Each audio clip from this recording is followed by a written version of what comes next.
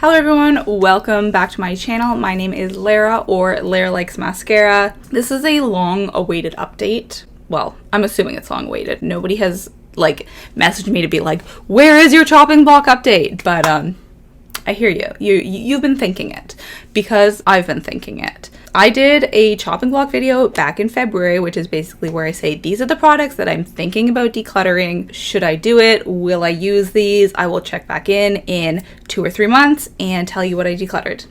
That was February. It is now July. All right, March, April, May, June, July. Okay, it's like half a year later. Almost. Not quite half a year, but almost. And I am so sorry that I let this slide. I really felt like I needed more time with this one for whatever reason. I did the same thing last year. I did a chopping block video, and then a couple months later, I did an update of what I was keeping and what I was not. And I don't know why it took so much longer this year, but here we are. At least I am doing this at last. That's the main thing. I will say it wasn't that I completely forgot about this. It has been in my mind. A month or two ago, I was like, oh, I should really do that update. But I hadn't made my mind up one way or another about some of these products. And I just needed a little bit more time. Now that I look at them, I realize that in the month or two in between, it's not like I made a decision about more products.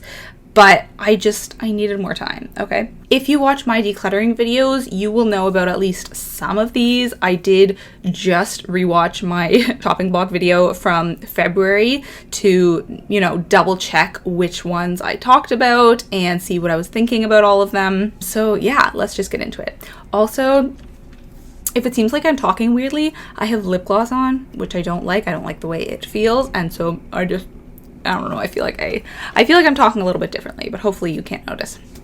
Okay, should we do what I've decluttered first, or should we do one I decluttered and one I didn't declutter? I think that latter way probably makes more sense. But let's start with 2 eyeshadow palettes, actually, because these are sort of the biggest ticket items. So first, this is the City Mini palette. And in the video, I was basically like, I think I'm going to get rid of this, but I just need some time. And I managed to convince myself to get rid of it. This is it. There's really only one shade that I like in here. That one there. Very pretty. But alas, not worth keeping. I am trying to find a new home for this. I have posted it on Buns. I haven't gotten any takers, but I will just post this on the Facebook Buy Nothing group if I don't hear anything else. And then this is the Rimmel London Glam Eyes palette. That middle shade is gorgeous, but I actually think that I do have a replacement for this shade finally. The problem was that I liked it so much and I was like, I don't have anything else in my collection that's like that, but now I do. I haven't actually compared them side to side, so let's do that now. Sorry, I just took a little break to post on Instagram. Can you see that one there? I just posted a little get ready with me. Anyways, the match for this is in this palette. I got this on Buns, brand new, literally never been touched before. So let's take a look. You see how there's 2 shades that seem fairly similar? So I'm gonna swatch that one and that one. We'll see. Could be a good match. Oh my god, these shades are so beautiful. Okay, actually, you know what? It's not the same shade, but very, very similar effect. Do you see how the shimmer is super, super similar? It's just as thick and creamy. And I think I actually like the Juvia's Place shades better, because the one from the Rimmel palette is more of a brown, and I tend to like more orangey shades better, like orange yellow leaning rather than brown. So okay, not exactly a dupe, but you know what? It's still beautiful. I think I need to go wipe this off because this is a lot of pigment. Anyways, my point here is that I am okay with decluttering this. It's pretty, but I just want it out of my life. So those 2 eyeshadow palettes are leaving. Okay, let's talk about other eyeshadows, but single eyeshadows in this case. These are the 2 ColourPop single shadows. I am keeping these. I have decided to keep them. The issue is, despite their problems, they both have problems. They haven't lasted very well. They both super dried up, and I've had to try to fix both of them. Despite all that, I don't have other shades in my collection like these. I don't have another purple like this, I don't have another red like this. So as soon as I find something to replace them, I will get rid of them. But right now, like, even though they don't work great, they are what I have. It's kind of like, I don't know if you feel the same way, where you're looking for, let's say, like a new pair of running shoes, because yours are like not doing great, but they still function even if they're not optimal. You're going to keep those running shoes until you find a pair to replace it. It's kind of like that. Obviously not as urgent. I need running shoes a lot more than I need these eyeshadows, but still, yeah, these are sticking around for now. Okay, let's move over to lips actually. So funnily enough, in my previous video, I talked about both of these, and I was more saying, like, I think I want to get rid of, was it this one or this one? One of them. I was like, I want to get rid of this one and I want to keep this one. They're kind of similar and I like this better, so I'm going to keep it. But actually what happened is I decided to get rid of both of them. I just don't reach for them. Even though I don't have that many similar shades, because they're so bright, I don't like bright colors on my lips, and so I never reach for them, and there's no point in keeping them around. I do occasionally wear them for videos just for, you know, variety on my lips, but I don't enjoy it when I do, and I would rather wear, you know, my favorite nude 3 videos in a row than wear that every so often. Even if it's more variety, I just don't think it looks good. So these are the shades. Obviously that pink one I dislike more, but yeah, both of these I just never reach for, so I'm happy to have decided to get rid of these finally. Okay, let's talk about bronzer. So this is the e.l.f. contouring blush and bronzing powder. You've seen me talk about this a lot because I've really gone back and forth about if I want to keep it, and I have decided at long last that I will declutter it. But first I want to hit pan. And this is because I was using it earlier today and I saw that I was fairly close to pan. I kind of just like stuck my fingernail in there to see how far I was away from the bottom. And it's not super far. It's not super far. I think if I use this like 10 more times, I will get there. Yeah, I'm just gonna hit pan and then I'm gonna get rid of it. Also, I realized that this NARS shade is fairly similar to this e.l.f. one, and this is just, you know, a lot newer, looks a lot nicer, so I would rather keep the NARS one, obviously. Let's see if I can swatch these for you. They're both very dark compared to the bronzers that I usually use, but the e.l.f. one is for sure darker. Yeah, you can't even see the NARS one actually, but yeah, there's that e.l.f. one. Strangely, they do show up fairly similar on the cheeks, even though the e.l.f. one looks so much darker on my hand. But yeah, I'm not quite getting rid of it, but I am ready to get rid of it very soon. Okay, let's talk blushes, because this is the category that I've done the worst, I think. On the whole, I've done fairly well with this chopping block update. I think I may have done better last time. Like, I think last time I ended up decluttering more than half of the products in that first video. In this one, it's about half. I think I'm keeping 8 and I'm decluttering 8. Well, let's see. 1, 2, 3, 4, 5, 6, 7. Actually, no, 7. Well, the e.l.f. one is a little tricky because I'm not decluttering it yet, but I will. So either way, I'm doing about half and half. But with blush, I talked about 3 blushes in that first chopping block update, and I'm keeping all of them. Oh, I don't know why I do so much worse with blush than with other products. Like, it's just harder for me to declutter them, I guess. Okay, so do I have excuses or reasons justifying all these? No, but I'm gonna do my best to give them to you anyways. So this Milk Makeup one, this one I actually have been enjoying more since, that girl's outfit is so nice, since doing the last video, because I have this like easy makeup look, not even like a no makeup look, but just like an extremely minimal look when I feel like I need something. So it's basically like brow gel, curl my eyelashes, and then put this on, and that's it. That's if I like, I don't know, it's if I'm like going for groceries and I feel like literal trash or something. It just helps a tiny bit. And I think that this blush does actually last longer on me when I'm not wearing any kind of foundation or other products on my face. I don't know how that works, but I've been enjoying it a lot more because I feel like it's just the perfect blush in those situations. Like, I'm not going to use a powder blush if I have no other products on my face, but swiping this on is actually really nice, and it's a fairly natural color, as you can see. This Revlon Charmed Cream Blush, I have no excuse because I'm still not really using it. I still don't really like it, and yet it's still in my collection, and I can't explain it to you. It's a bit more pinky. The Milk makeup one is a bit more nude. Obviously, I like the Milk one better, but yeah, just for some reason, don't seem to be able to get rid of that. Maybe one day. I have used it a couple times, I will say that, but not enough to justify keeping it, probably. And then this next one is the Tarte one in Exposed. Honestly, like, I think it's a little bit easier for me to declutter products that I didn't spend my own money on, or at least, you know, if they're drugstore, if they're cheaper, then I'm more willing to part with them. But because this is like a high-end, nice blush, and I was excited to receive it, like I specifically selected this one, I just don't really think it makes sense to get rid of it, especially because you can tell I haven't gotten that much use out of it. So I do think that I need to give this one more time. I haven't really reached for this one enough, even though it's been like 6 months since I last updated this video.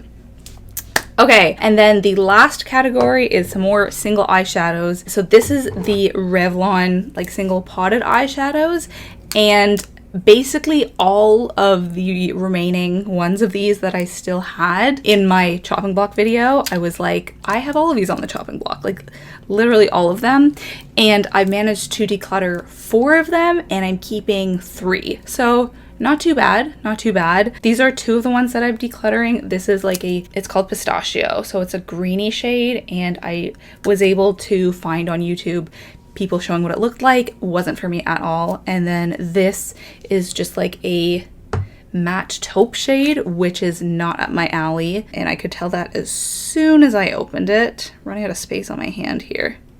Can you see that center shade? 2 of the other ones I have already decluttered to Shauna, and then the ones that I'm keeping are this pink one, this kind of gold shade, and then the final one that I'm keeping, this is the one that I actually like the most, so I kind of predicted I would be keeping it. This is more of like a cream, warmer tone, whereas all the other ones are cooler tones.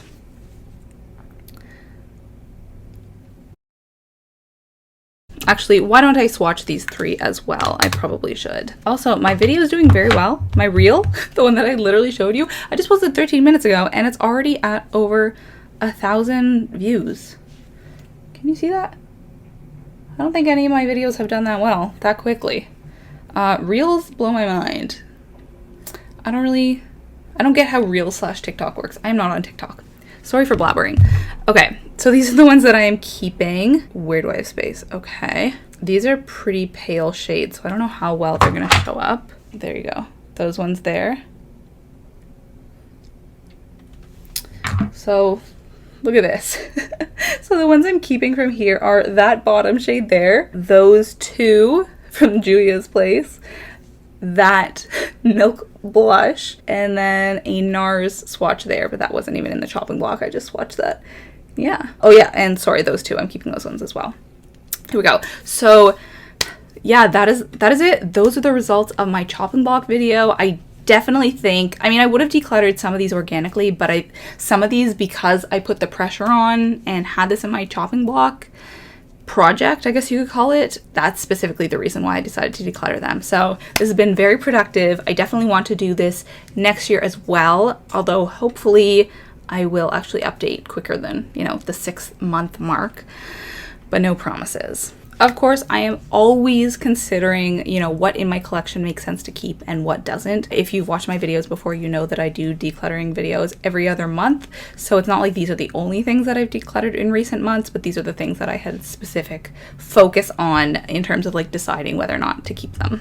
But yes, definitely stay tuned for my next decluttering video to see if any of these, this one maybe, does eventually get decluttered, because I think that happened last year. There's some things that were in my original chopping block video I decided to keep at the update, but by now I have actually decluttered them. So I might actually do, this is what I've been thinking about, a like chopping block 1 year later kind of video where I talk about if I ended up keeping or decluttering those products, or maybe I'll do it in like a while from now so I can also incorporate this year's chopping block stuff. We'll see how it goes. But anyways, let's talk about a book that I have been reading lately.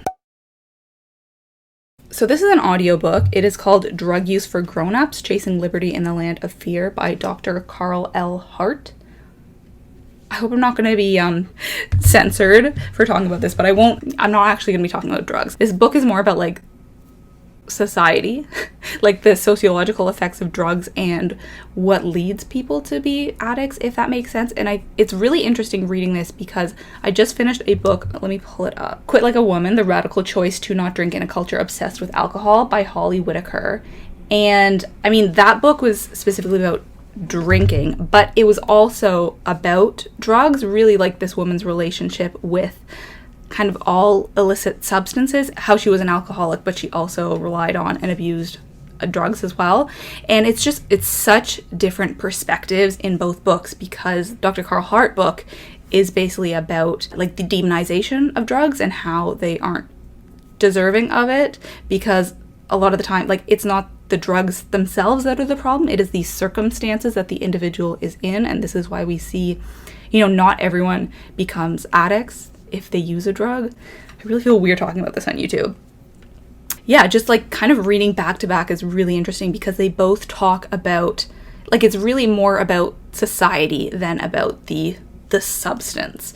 And they have very different perspectives. Like Holly, the author of Quit Like a Woman, she's a woman, a white woman, and she talks about how being a woman and the issues that come along with like alcohol when it comes to women, whereas Dr. Carl Hart is Black, and so he talks about drugs in the context of being, a Black American and the war on drugs and all of that. So two very different perspectives, but it's been really interesting. And if you've heard of the Rat Park study, it basically focused on rats to see the effect of drugs, and the findings were that when rats were isolated, basically, like they didn't have any companions, any family members or friends, and they had nothing to do all day, they would actually take drugs like all the time. They would be addicted to whatever the drug was, I don't remember. But when a rat had a happy life and lots to do, lots of entertainment, lots of toys to play with, and lots of companions, they wouldn't become addicted to the drug. So this was like a really groundbreaking study. And yeah, anyways, if this interests you at all, I would highly recommend reading the book because it has been super interesting. And the like reframing of drugs as not, being overly demonized and not actually being bad, and that being more about the context and the individual and the trauma that they've been through and their relationships, etc., has been really interesting, because he does talk about different countries around the world and their drug policies, and he talks about Portugal and certain locations in Spain where drugs are decriminalized, and just completely different societal view on drugs. He obviously talks a lot about incarceration, the prison system, so super interesting. Highly recommend reading it. I feel like I left some important information out in my summary synopsis of the book. Basically, the author, I found out about him from a documentary I watched actually called Rat Park, which was about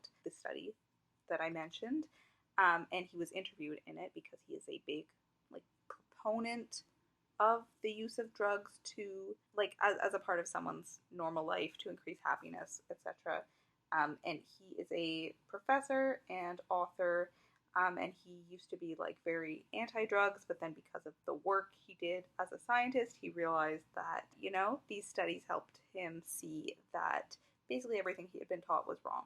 So just wanted to add that. But that is going to be it for today. Thank you so much for watching. Let me know what you think of my chopping block down below. Big shift after that discussion of the drug book. But yeah, I'll talk to you next week. Bye!